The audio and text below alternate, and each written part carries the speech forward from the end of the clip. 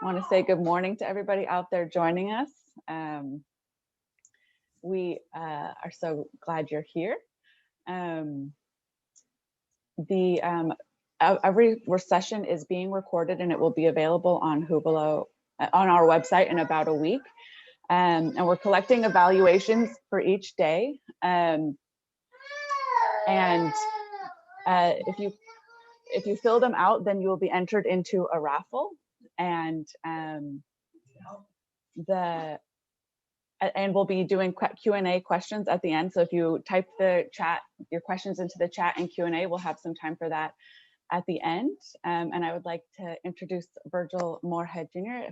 coming for us from Two Feathers. That's the executive director, and he's going to be talking about mental health programs, reimagining them for Native youth. So thank you so much, Virgil, and I will stop sharing or go off video now. Thank you for having me. I'm glad to be here. School, wellness, mental health, work with youth is very dear to my heart. And as the executive director, we've been doing a lot of work with school-based mental health. And really, I'm the executive director of Two Feathers Native American Family Services, and it's located in Humboldt County. And what we've been really trying to do over the last couple of years is address, I think, these two questions, which is, how do we deeply impact Native American youth and families who have experienced multiple stressors? And how do we positively impact and transform the environments Native youth and families are influenced by? And so over the next 55 hour, this is what I'm going to be talking about. This is what the work of Two Feathers, the work of myself, that we've been really trying to do. And hopefully you'll find some value on some of the work that we've been doing and some of the ideas around Native mental health. And so more specifically, the workshop objectives are, to deeply understand the reasons for health disparities in Native communities, and better understand Native American mental health. That there's a difference between, as I see it, mental health and a Native-based mental health system, a Native-based school-based mental health system.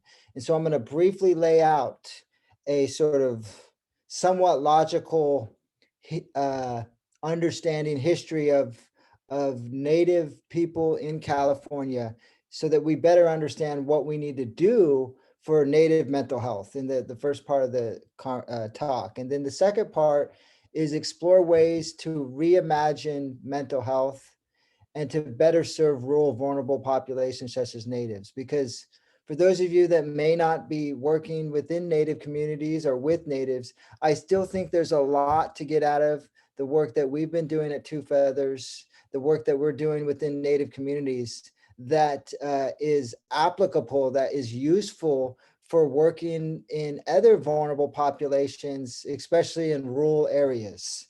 And so these are the two objectives of my talk today. And so let me stop, pause, and just tell you a little bit about, who I am. I come from the Big Lagoon Rancheria, which is about 6 hours north of San Francisco. I grew up on the reservation, the Rancheria, for the first 18 years of my life. And, I remember, it was in seventh grade, I wrestled. I ended up going to wrestle at University of California, Davis. And I was with a group of my friends, and we're in a hotel, and they decided to go, steal and break into a store in the middle of the night. And I was sitting in the hotel room, I remember, and I was thinking about, should I go with them? These are like all my best friends, other, Native young men. And I'm like, no, I'm not going to go. And I chose to not go. And they went, and they ended up getting in trouble, ended up in juvenile hall. And I think for many of those other three young boys, that the trajectory of their life was really changed with that choice. And, and the trajectory of my life has been change with making decisions like that. And so I hope that, my story, growing up on the reservation, experiencing many struggles, and I believe making it on the other end in being a doctorate level clinical psychologist, executive director of a Native American health agency. What is it that the system, how did it support me? How was I able to make decisions like that? How was I able to stay on the right track and end up where I am? That's an important question. That's an important thing to wrestle with. And how can we support my friends, those three that didn't make that decision, that ended up making many more poor decisions, many more things that I think they're regretting even today? Like, how can we bring up more folks to make better decisions and be their best selves? And so I use a lot of my own life story, my own life history in the work that I do. And I think it's very important for those providers and other people to start to do that too. And, if I'm going to ask youth and other people to be vulnerable, I have to be vulnerable.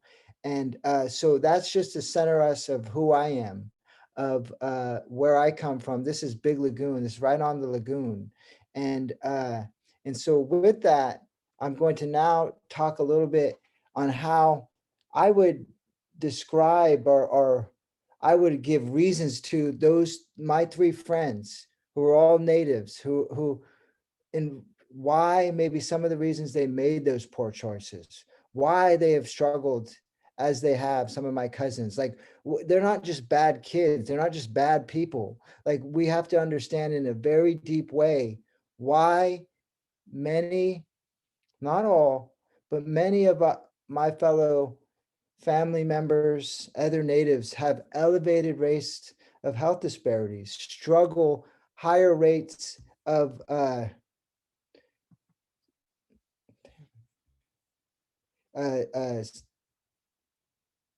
can you hear me?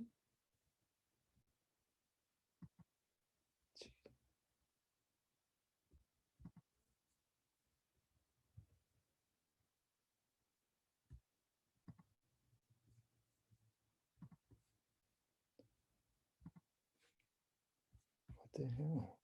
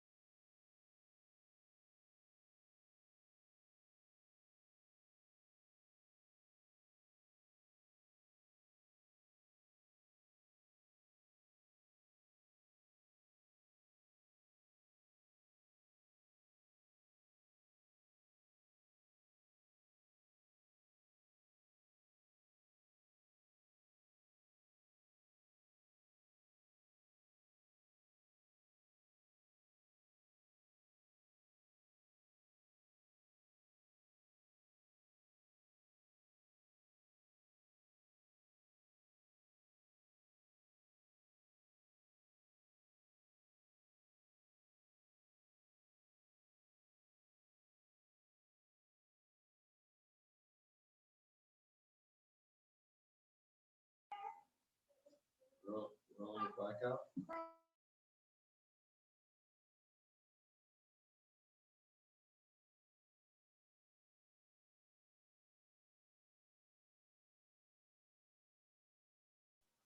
We appreciate your patience, everyone, while working with some technical difficulties. Our speaker has lost his connection. Hopefully he'll be able to join back momentarily.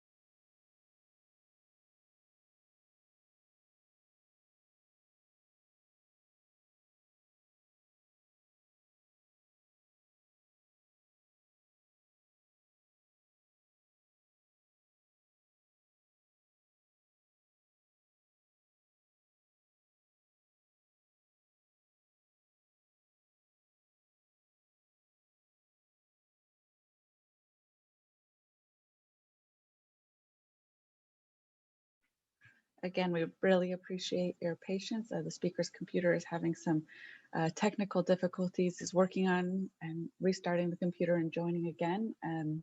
Thank you all for your patience in this technical time. Oh, and he's back with us and should be able to start. All right. Thank you, Virgil. That's all right. I'm on a different computer. Okay. So Hopefully. I'm ready to go though. Okay, great. That was really weird, but Yeah. my PowerPoint's on my computer. This is I'm going to adapt. This is my Okay. old version of my PowerPoint. So let's just roll with it. I still think I could break it down. So I'm right here. I think it's really exemplifies. I was where I was at my life story. And, a lot of my life story has been obstacles and how to bounce back. So hopefully I can bounce back here. So I was Great, describing thank the you. relational experience. Can you hear me? Am I good? Yes, you're good. We can hear you. Okay. So Native American mental health, the first time, and this is formatted a little bit because I have them on a different PowerPoint. But the point here is, the first era that, and I got this from one of my mentors, Dr. Joseph Gahn. And the first era, if you understand Native mental health, he uses this quote. See, there was no alcohol on this continent 500 years ago. There was no drugs. There was no problems, no domestic problems, no social problems. We were in harmony and balance, right? And what I'm doing right now is describing the history in very broad terms so that we can understand the current health disparities in Native communities. So then we can have some interventions and some programs, but we have to understand the history. And the second would be conquest and contact. This is the white man came and they forced the Indian people to get rid of their way, forcing them the white man's teachings on them. So an erasure of custom and their culture, right? This is the second time period. And then we go into loss. And this will help the struggle to understand some of the struggles that we face as Native communities. So if you don't know your true oral history, your true traditions, you're going to feel empty. You're going to feel like you don't belong. Then there's going to be things like alcohol and drugs. And this concept of anonymity of like deep hopelessness. And so this is the third era, right? And this is over the last 100 years. And this is going to make sense as I explain some of the programs that we're doing at Two Feathers in a Native mental health system. And so the fourth is where we're at right now. And is we're really, as Native people, Native community, starting to revitalize and remember who we come from, where we come from, and using that in our mental health interventions, using that in our cultural-based youth programming, this sort of revitalization. And so in summary, and I get this from Dr. Joseph Gahn out of Harvard, is you have the cultural annihilation, you have the deep hopelessness, you have substance abuse, depression, worthlessness, and elevated rates of suicide. This is kind of an explanation. And here's the important point is and one of the reasons why I explain this is when you go into Native communities, when you go and work with Natives, when they try to understand why there's elevated rates of diabetes, suicide, mental health issues, often they don't give an explanation that's biological or psychological. But yet we have mental health interventions and programs that are strictly biological and psychological, evidence-based practices. So are we meeting the communities where they're at? Because what they emphasize is history, culture, spirituality, understanding that history that I just briefly described. And so how do we have mental health programs? How do we have school-based mental health programs that emphasize history, culture, spirituality? How do we do that? If we're serious about meeting the community where they're at and working on systemic structural change in some of these communities. And so another way of thinking about this, again, from Dr. Gahn, as he describes, is where we're at with Native communities and Native mental health is right here. is on one hand, there's urgent community needs. On the other hand, there's incongruent clinical services, right? So how do we meet those urgent community needs with congruent clinical behavioral health prevention-based programming? That's when the title of this talk is Reimagining Native Mental Health. Right here is kind of setting the frame, and we have to understand the history, and we have to understand where Native people are currently in order to do this, in order to meet the urgent needs and provide congruent clinical services. And that's what I've been trying to do and contribute to at Two Feathers. That's what we've been working on at Two Feathers over the last 2.5 years. And so now this sort of second part of my talk is, we just, more deeply understand the reasons for the mental health disparities. Very brief, we have contact, we have erasure of culture, we have loss, and then we go into now where we're at, we have revitalization, but we still have the struggles. We have to understand that if we're going to be working with Native people. But then how do we reimagine it? How do we better serve rural and vulnerable populations such as Natives? And so Two Feathers, a little bit, as I said, is if you can see this map, we serve all Native Americans in Humboldt County.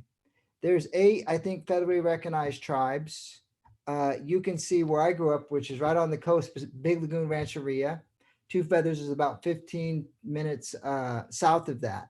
We work a lot up on the Hoopa Valley Reservation and down there in the Wiyot country, Table Bluff, Ronerville.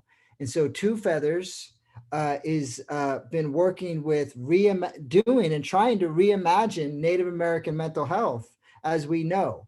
And so, I think you have to look at it as building a movement. And over the last 2 years, we've grown from a team of 4 to 29. We've expanded the number of youth we serve from 45 a year to 400 in 2019. We've expanded our youth area to include the Greater Rural Reservation.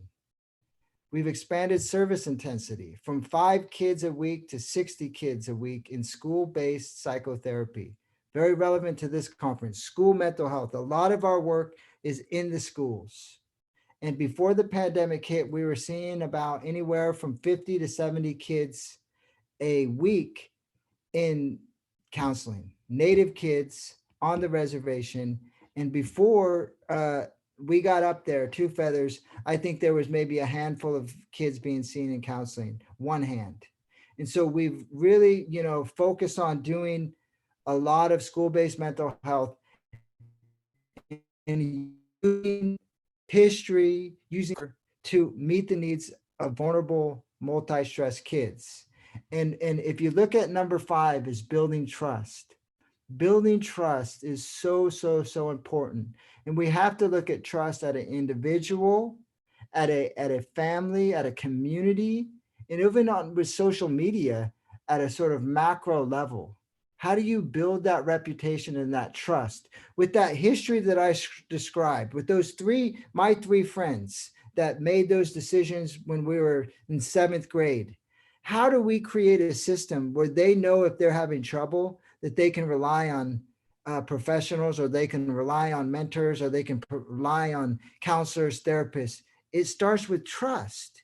It starts with, I could trust this person. I respect this person. And why I'm describing this is because I think that we've been doing this at Two Feathers. And so I'm going to unpack for the remainder of my talk what we've been doing and put some sort of ingredients out there, some recommendations. And what I'm doing is hopefully building a case of thinking about mental health for Natives in a different way. And so as I talk about movement building, one of the things that we looked at over the last 2 years of like, well, what is the feedback we're getting at Two Feathers of why we're able to reach 400 kids, how we're able to do school-based mental health? What is the community saying about Two Feathers? And these are some of the words. These are some of the words: trust, fun, family, culture, exciting, grateful. There's not depression, anxiety, mental illness. Like, no, no, no, no. This is what, in order to help people that have depression, that have anxiety, you have to have trust and engagement to, especially in oppressed, multi-stress communities such as natives. So how do we as a system, as an agency at Two Feathers, how does a school-based mental health program, our system, create stuff like this so the community will rely on us, so the youth and students will come to us? This is what we've been focusing on. And that's why I very intentionally put, it's about building a movement. It's a school-based mental health, and within Native communities has to be looking, we have to look at how social movements happen. We have to look at how community organizing works within the schools and within the community. Those are both mental health interventions, because without those, you're not going to have kids show up to counseling, or you're not going to have kids show up to the youth programs that you put on, especially those kids that have gone through the most things in their life, the most crap in their life, such as my friends that I described in my initial story. That takes a very intentional, strategic, thoughtful approach to engaging and outreach, engaging them and having outreach and building a sort of reputation so that they can come. Because what happens often is the people that most need the services are the ones that don't get the services. And what I'm suggesting to you, and we'll lay out for the remainder of my talk, is these kind of things right here is what I believe will help to get those kids that, and those youth and families that most need the services. And so how do we do that? Like, so Virgil's talking about social movements, community organizing, fun, exciting, cultural based programming. What are like specific, like 3 things that Two Feathers staff that we're doing to be able to get 60, 70 people in intensive psychotherapy and kids that have never been to counseling before? Like, what is it that we've been doing to get those kids into services? And I think these natural ingredients can be applied to other communities, especially rural communities, especially communities that have been historically oppressed. And so the first one is, and behind the 4 or 5 lines is intergenerational thinking. And so reimagining Native mental health in addressing root causes. Where do we target our interventions to disrupt? Like, so what Two Feathers has done is really school-based mental health and doing home visits and families. That's where we have to reach, because again, without engagement and connection with the families and youth and trust, you have no programs, none. I've been worked in Oakland in the Native American Health Center there, out in Michigan, Stanford, like all sorts of, over my 10 to 15 or 12-year history within mental health. And I haven't seen very often programs that are able to reach and impact the youth that need the most impact and need the most services. Like, I haven't seen it. And so we have to think on systems. And I think to change some of the struggles, that history that I described of cultural annihilation, like, we have to do intensive services. We can't have an 8-week CBT evidence-based program for the families and youth that I'm seeing. For the people that I grew up, my friends that I grew up with, those 3 that I described, if they go to a 4-week, 6-week group, that's not going to impact them and change some of these intergenerational cycles. There needs to be intensive services, and there has to be choices. We have to create systems to provide choices for the kids that most need the services, right? And so what I'm describing is addressing the root cause. That right here is one special ingredient. As a Native American mental health program at Two Feathers, in our thinking, in our system, we're thinking about what are the root causes. We're thinking intergenerationally, intergenerational thinking.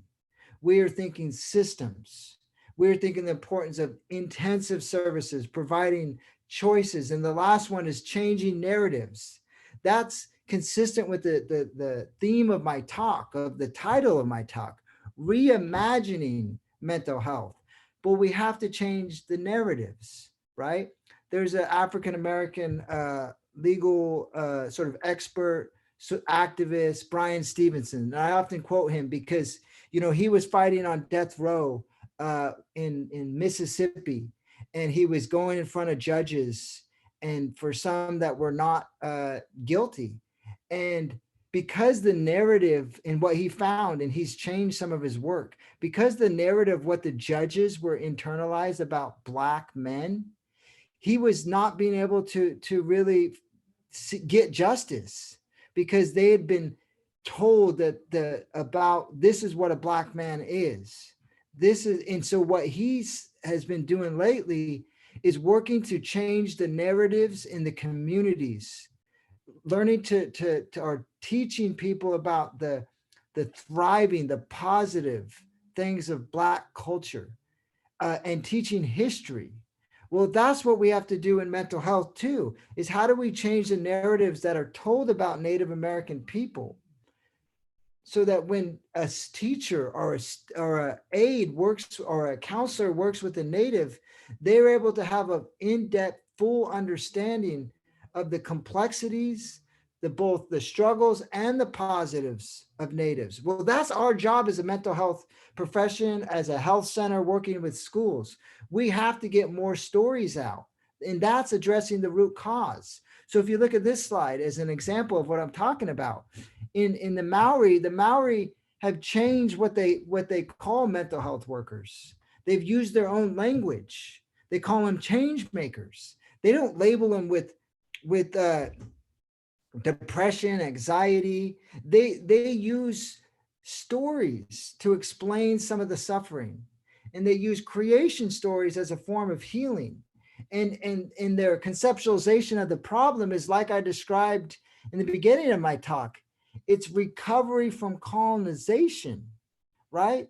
And so this is an example of creating counter stories within mental health that then is internalized by school counselors, nurses, psychologists, teachers, that then will positively, as I see it, impact the work with Native youth and families. We have to create these counter stories. The system as is has not been working for communities such as mine because we haven't engaged them. You go throughout the state of California and show me an in-depth, intensive-based, Native-focused mental health system that's school-based. Like, where is it? Like, so if it's not there, then why would we be doing the same stuff that we've been doing for the last 30, 40 years? Why wouldn't we be looking at root causes and looking at reimagining mental health? So there's another example of a counter story, which Dr. Sean Ginwright at San Francisco State, this healing center engagement versus the trauma-informed care, that the healing center engagement is political rather than clinical, that it's culturally grounded. It's the restoration of identity, assets driven, versus an individual experience that this kid is traumatized and it's all intrapsychic. Because that framework doesn't often address the root causes of traumas. It focuses on putting band-aids on things and coping, rather than changing the systems and helping to transform the communities so that the kids can thrive, right? So there's examples out here of what I'm talking about in schools. And so I think another thing, I was just interviewed for this Cal Matters article. And one of the things that I said in that article is I said, and it was about elevated rates of suicide in Native communities. And one of the things that I said was that we don't need to be framing this as a mental illness. like these elevated rates of suicide. Within our own Native community, we don't talk about biological, psychological explanations. Like I said earlier, we talk about culture, we talk about the history, we talk about spirituality to explain these struggles. So why would we go in and bring trauma-informed care, bring in counselors that are all psychological and emotional? Why wouldn't we take into consideration other things, such as existential issues, right? And so in that article in Cal Matters, I said, we don't need to be framing it as a mental illness. We need to be framing elevated rates of suicide as existential despair, right? If you look at what happened to Native people in this state, if you look at how under-resourced we are, if you look at rural communities, if you look at the mental health system in the state of California, like, how can you individualize it, right? Our culture, our society has did a poor job at meeting the existential needs of Native communities. So how do we as school professionals, mental health professionals, meet these existential needs for love, community, create purpose? Like meeting the person rather than the problem, right? This is rethinking, reimagining mental health in Native communities. You know, I think this youth-driven focus is also another point of getting at the root causes. How do we create opportunities for young people to impart their knowledges to their cultural knowledges? How do we do that in the classroom? How do we do that in the wellness center? How do we develop moral people, character formation, redemption narratives, this idea of thinking about yourself and other people, mentalization, moral activism? Like, where is that curriculum? There is, but where is it funded in a consistent way?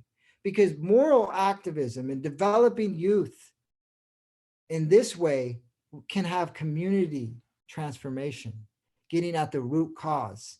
And that's the first ingredient of what we're trying to do at Two Feathers, is getting at the root cause. The second is it's all about relationships and building relationships and getting proximate. Like, we have to get out of the office. Our staff at Two Feathers get out of the office. We're in the communities. We're getting proximate to suffering.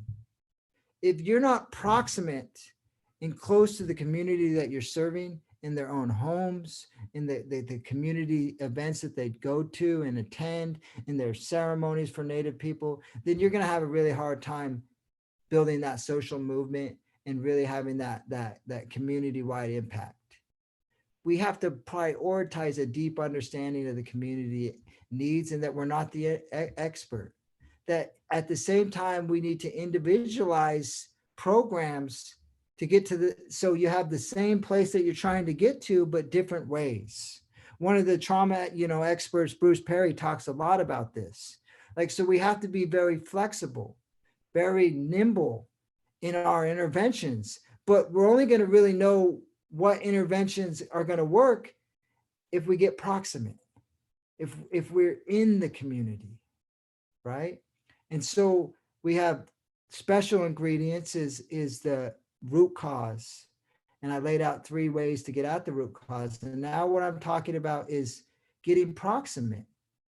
And the next and final one is for Native folks, is the importance of identity and cultural resilience. That, if you look at those numbers that I put in the first slide when I started talking about Two Feathers, with the staff of 4 to 29, reaching over 400 Native youth, getting 60 of those in intensive services. These are what I'm describing is some of the special ingredients that I think we've been doing. And it leads, I think, getting at the root cause, getting proximate, and then celebrating what's right with Native culture, community, traditions. If you ask Native people, this is part of that revitalization movement that I described in the first part of my talk. Like, how do we help Native young people understand who they are, where they come from, have pride? We are honor-based societies. We have so much honor and pride in who we are as indigenous people. So if you look at what the US government did to natives, they tried to wipe them away, their culture and their pride, their honor of who they are from them. That's what we're healing from. That's what we should be putting programs in place to develop that respect, that pride, that honor. And this is a concept called enculturation. And so in all of our programs, counseling, youth-based sort of prevention programs, mentorship, such as mentorship, wraparound, what we're doing is also strengthening cultural identity and cultural resilience. And so here's an example, all that sort of social movement, our community organizing, the importance of looking at movements. We had our first, like a year and a half ago or 2 years ago, our first big youth wellness program. It was called Acorn. And we did a whole year of like community-based participatory research to develop what a mental health system would look like. How do you even define mental health in our community? And what would be the interventions? And we call it Acorn. And Acorn stands for something. A is like the acknowledging of the self. C is the importance of community. O is opportunities. R is relationships. N's the natural world and spiritual world. But it was community driven, locally driven. And the first event we had 100 kids show up, 100 kids. We had 5 events, and then we had a whole like summer programming for the flower dance, which is our women's coming of age ceremony, and the stick game, which is like lacrosse. We averaged about 70 kids each event. Like that is access. And of those 70 kids, a lot of those kids got into our behavioral health services. That's intensive services. But when you say, well, dang, Two Feathers is seeing a lot of kids in counseling, it didn't just randomly happen, is what I'm saying. And what I'm describing is my understanding of how it happened. We listened to the community. We thought about community organizing. We centered our native cultural beliefs and traditions. We promoted intergenerational relationships. We met the needs. We provided transportation. We listened to the community. We got proximate. And this intervention is getting at the root causes as I see it, because it's building community. It's teaching cultural resilience, right? And so, one more thought about this cultural identity is like, and the importance of cultural resilience is there's a professor, Dr. Kashan Lara Cooper, and her dissertation was on what is the concept of Hoopa, which are Hoopa people up here. We have Yurok people, we have Talawa, Wiyot, Karuk people, there's Hoopa. And her dissertation was, this is the concept of giftedness, of what it means to be well, of what we're striving to do as an community, where in trauma-informed curriculum and school-based mental health, these concepts for Native people, where are teachers learning how to prioritize these in communities such as Natives, which is who we come from as Native people. So we have values of respect, honor, we have relationships with the spiritual, natural, and human world, and we have cultural skills. So how can we put together a multi-tiered system of support informed by the Hoopa Valley concept of giftedness? That is reimagining mental health, school-based mental health in the state of California, right? The information, the work is out there. We as school-based health providers have to come together and get at the root cause and reimagine a different system. So it's like, do you want to heal me? Well, sing my songs, tell my stories, help me up to my own healing, right? As teachers, as counselors, as nurses, how do you help Native folks or others that don't come from the sort of mainstream society open the door to their own healing? You know, I got this from Linda Tooley Smith, who's out of New Zealand.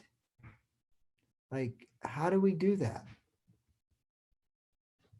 So returning back to my original question at the beginning, how do we deeply impact Native American youth who have experienced multiple stressors? How do we positively impact and transform the environments that Native youth and families are influenced by? We work on root causes, we get proximate, and we build relationships, promote cultural resilience. This is, as I see it, reimagining mental health with Native communities, not for, with Native communities. And that's been the agenda of Two Feathers. That's been what we've been trying to do over the last couple of years. And so the next couple of slides, I'm just going to really sort of summarize and sort of fine tune what I've already been saying.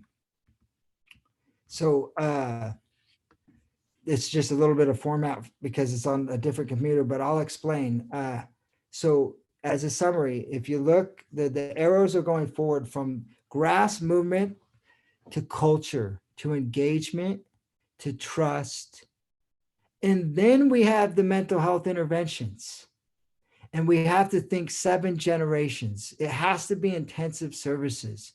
When we're working with Native communities, we have to think that this might just be one small step to changing some of the cycles that plague some of the Native communities. 7 generations out. Lakota think whatever you do, you have to think 7 generations forward and 7 generations back. That is a reimagining Native mental health. So grassroots movement. So if we have, let me just break it down for you. We have two kids in our program. That's both of them are, they're brothers. We got like 6 referrals from them, 6 referrals. We reached out to the family because they were in crisis. They had lost their father to a murder, like, and they really like were in crisis. And, you know, we got them into counseling. But the counseling wasn't working. So we had somebody at Two Feathers working with the mother. Then we started saying, hey, check out follow us on Facebook, follow us on our website, our Instagram. Check out these cultural programs. I know you all are very interested in your local Yurok culture and Hoopa culture. Check it out. We're doing cultural programs. Come. We worked on it. These are, you know, 2 of the more really multi-stress at-risk kids in our county. You know, we had them in counseling, but it wasn't working. And so we got them finally to come to our Acorn event, which these pictures, they started coming. We had mentors and people working with them. We started building that trust, engagement with the family, with the kids. Fast forward, I think 4 or 5 months, we got them into school-based mental health and intensive school-based mental health, as well as family counseling, as well as case management. But we had to be very creative. We had to use what they were interested in, which is their culture. We had to try different approaches to engagement, because without engagement, without a connection and trust, you have no programs. You have no interventions for the community that I come from. And those that are struggling the most, and I've said it multiple times in my talk, are the ones that we're not reaching. So we have to look at, like this sort of slide shows, like grassroots organizing, culture, engagement, building trust, and then we'll get to the interventions. And then when we have the interventions, we have to think 7 generations. We have to think intensive services. We have to push back on these evidence-based sort of manuals that things are going to happen in 8 weeks for what's been going on in our communities for 500 years. And it's not an either or argument that, yes, we can use the 8 weeks evidence-based programs, but we also need this kind of work, support from this kind of work, prevention-based work, right? if we're really going to get at the root causes. And so as a final sort of slide, in summary is, in like multi-tiered system kind of language, you have promotion and prevention. I think that's the core of what we've been doing at Two Feathers, and the foundation to get at the root causes, to get people into intensive services. So you have the right people. We hire local natives as well as social workers, psychologists that really can connect. We use cultural processes. We have a critical perspective of the mental health system. But we use conventional ways of doing things. So it's hybrid. We get proximate, right? That leads to engagement. Engagement is exciting programs, community-based, trust. This solidarity piece is more than empathy. We have to stand in solidarity with the communities that we're serving. We have to get proximate and be part of them, right? And then you get the intensive services. Then you can get the sort of impact that you're looking at. But this is what we have to be working towards, right? This is the title of my talk, Reimagining Mental Health, and what I've been trying to put forth. And what we've been doing at Two Feathers, we have to engage. One of the things that we're going to be laying out specifically, and this could be worked out in a school, is, let's say we have a social worker, we have a mentor, we have a psychologist, we have a family advocate, we have administrator, we have the team that's working in a community. What we're putting forth is, we're going to have engagement outreach efforts. We're going to be in the schools. We're going to be at the events. We're going to be putting on events. Whoever connects with the family, whoever connects with the kid, leads the case. So there's not this hierarchy of, the psychologist needs to always lead the case, because it has to come from engagement.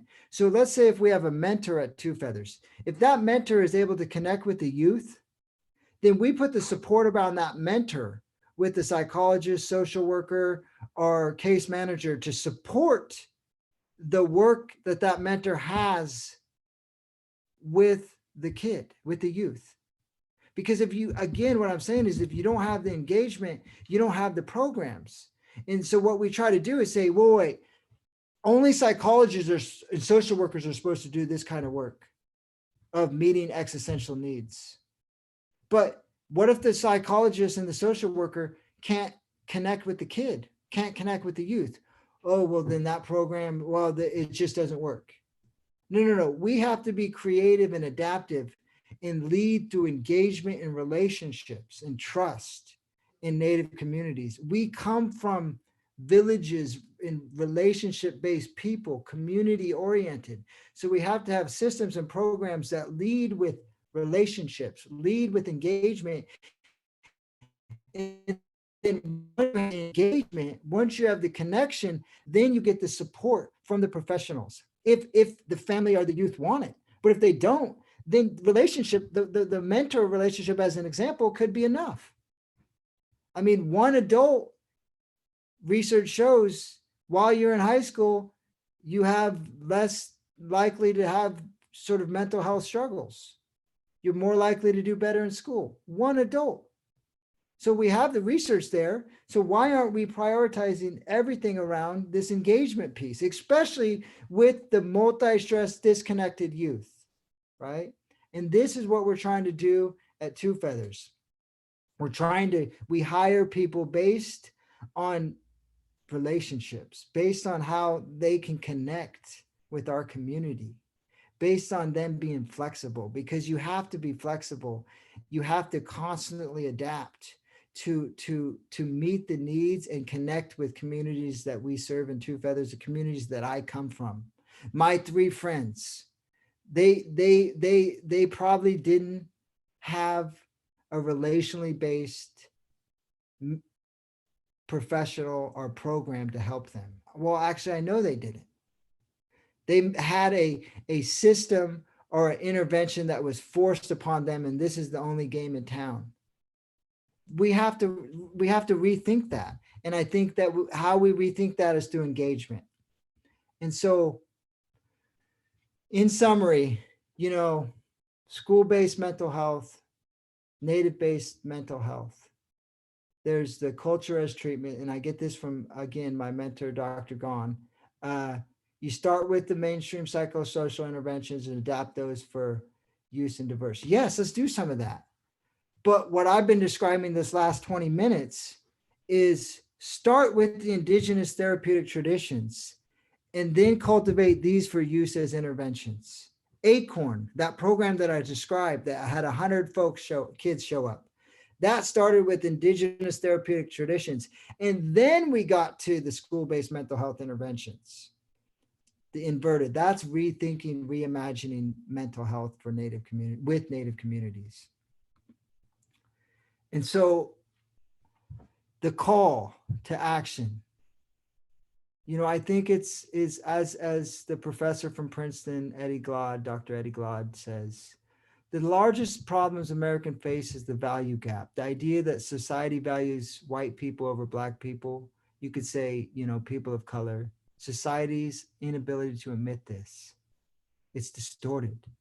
We talk about achievement gaps, the wealth gap, the empathy gap, but underneath it's something that's more fundamental, and that's the value gap. We have to value Native traditions and ways of being at the local level, in our interventions, in our practices.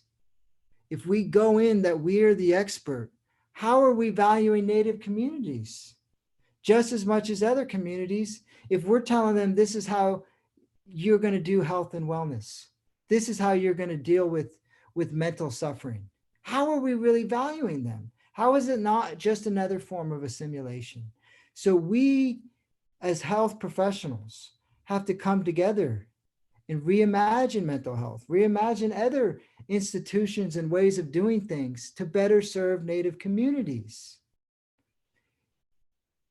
Creating a classroom, a wellness center that is microcosm of the world you want to live in, and not the replication of the one that we currently have. That's what we have to do.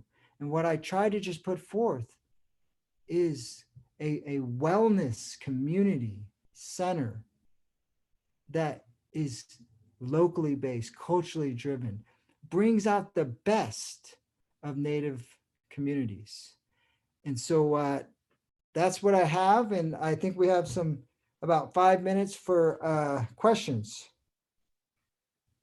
Thank you so much, Virgil. I also wanted to let you know that we're not actually seeing your slides. I tried to chat you, but didn't want to interrupt. Oh, really? Okay. Yeah, so if you want, I don't know if you want to share the last screen or something. I know. All right.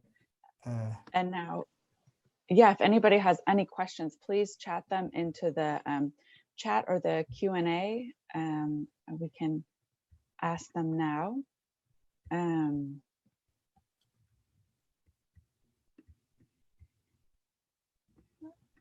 I'm not seeing any questions come through.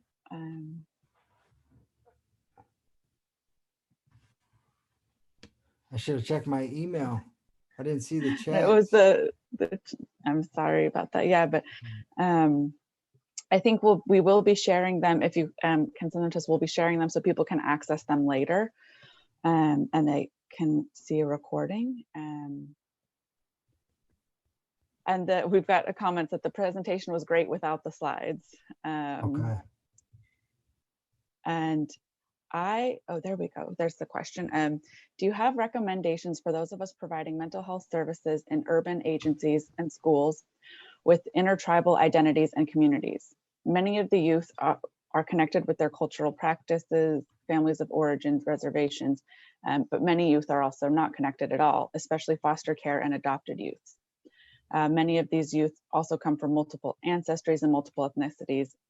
Any advice on approaching these nuances?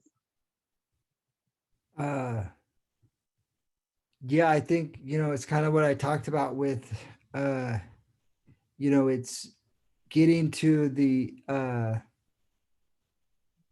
similar destination, but going about it in different ways, like Dr. Bruce Perry talks about. So, but it has to start, we can't assume that, even if a native who's, let's say, like full native and lives in the urban area, that they want to learn their culture. Maybe they just need to have better relationship skills or feel better about themselves. So my recommendation is to meet them where they're at, work on that connection, and then if that's something that they're interested in, then go from there. And I think that, we as a state, I'm talking with numerous people of doing more things between rural and urban communities in the state of California. So even, taking urban, we did this when I was at the Oakland Native American Health Center. We brought up some urban Native youth up here to where I'm from, and they got to watch ceremonies, and they got to watch and connect with the rural, more reservation-based natives. And it was really, I think, a mental health intervention for them. So I think that just being creative, but meeting them where they're at, listening, not assuming. Yeah. Yeah, thank you. And I like that idea of connecting urban and rural. And people are saying a great presentation, that they learned so much. And thank you for your energy and your call to action. And then there's another question. So schools are often not safe spaces for Native youth. Is it possible to deliver care to youth in school-based programs that are healing centered? Yeah, I think, one of the things that we're thinking about doing, and there's a movement, and one of my colleagues, mentors, Dr. Steve Adelsheim out of Stanford, they're doing these youth drop-in centers. And it's something that we're thinking about, which is a one-size-fits-all center that is youth-driven, that's developed by youth, so that again, it gets back to engagement. It gets back to, if you don't have any programs, if you're not engaging the kids and they don't want to come, like, we can't just keep using the hooks of the juvenile justice system or child welfare to get these kids into services. And so, creating like, it's like a after school program, but a youth drop-in centers that's integrative care model, where you have like employment opportunities, you have mentorship, you have healthcare needs met, you have mental health needs. I think that's sort of what I've been thinking about lately. And that could be integrated with the school-based mental health that's on the school. So that if you don't have the drop-in center, then where in the community can you help to shape and mold the culture that's so that Native folks can feel more inclusive and want to go there? Well, you have to be creative and really intentional about that and build partnerships and relationships. But again, it gets back to the overall point of what I was trying to say today. It's engagement, it's connection. If you don't have engagement and connections, and the issue is the engagement and connection in this COVID time, at least in the community where I'm coming from, who's the ones that we're not engaging, connecting with? Are the ones that don't have technology, are the ones that are struggling the most. So we're just replicating, repeating. And guess what? Who's the ones that are suffering the most? The ones suffering the most are the ones that were already suffering the most. That would be my answer. Thank you so much. I really appreciate all of your wisdom. And this session will end. It's going to cut us off momentarily.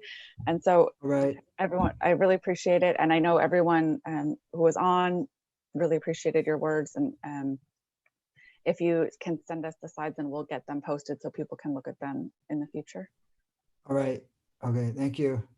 Thank you. Yep.